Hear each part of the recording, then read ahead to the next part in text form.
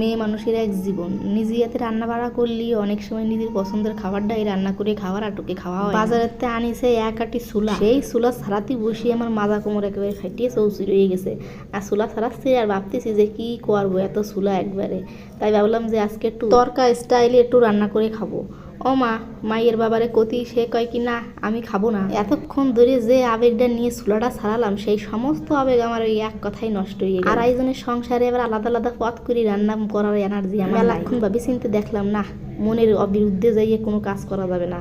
মনে যা চাই সবসময় কি তা পাওয়া যায়, আর যখন পাইছি এতের মাথায় তখন আগে খাইয়ে বড় সাইজের একটা আলু আর ছোলাটা সিদ্ধ বসাই দিয়ে এদিকে আদা জিরে কাঁচা লঙ্কা একটুখানি মশলা বাটে নিলাম। তারপরে কড়াইতে সর্ষের তেল দিয়ে একটা ডিম ভেঙে দিলাম, মানে ঝুরঝুরি করে নিলাম। তারপরে এই মশলাটা কষাই একটা টমেটো দিয়ে মশলাটা একটুখানি কষাই যখন তেলটা ছাড়িয়ে দিল তখন আলু ছোলা সব ঢালে দিলাম, একটুখানি জ্বালাই ঝুরঝুরি করে রাখা ডিমটা দিলাম ছাড়িয়ে, তারপরে আর একটুখানি জ্বালাই নিয়ে গরম গরম নামাই। রান্নাটা কিন্তু সেই টেস্টি হয়েছে।